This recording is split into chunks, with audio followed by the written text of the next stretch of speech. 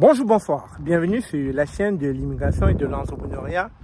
Je vous l'avais dit sur cette chaîne que les Camerounais, c'est un peuple conquérant, intelligent et qui sait se démarquer, mais surtout qui sait s'adapter et s'intégrer à n'importe quel milieu.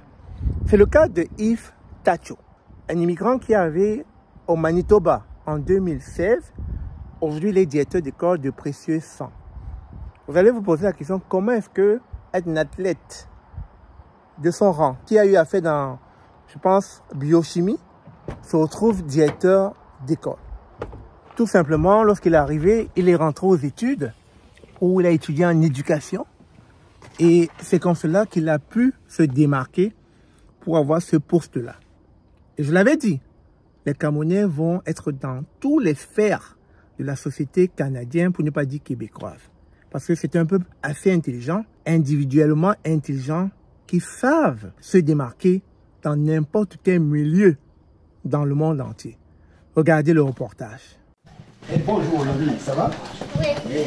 Les enfants l'ont déjà adopté, même si Yves Tacho ne fait que commencer en tant que nouveau directeur de l'école Précieux Sang.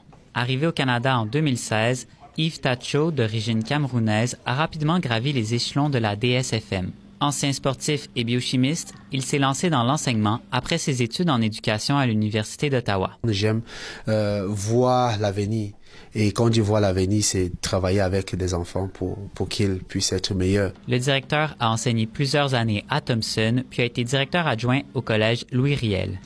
Aujourd'hui, il se sent accueilli par le reste de la direction, mais aussi par la division scolaire qu'il qualifie de famille.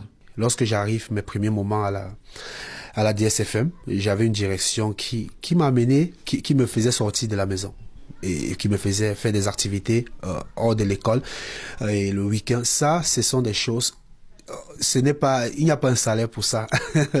Depuis le début de son parcours, Yves Tacho a vu une amélioration de la place donnée à la diversité par la DSFM, ce qui permet, selon lui, aux élèves issus de l'immigration de s'identifier au personnel.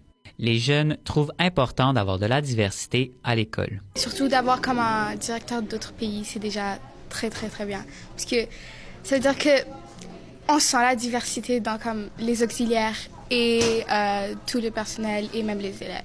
Parce que là, ça fait, tu es capable de connaître un peu de tout le monde, un peu de chaque pays, voir différentes cultures. L'école Précieux Sang frôle les 600 élèves et accueille régulièrement de nouveaux arrivants.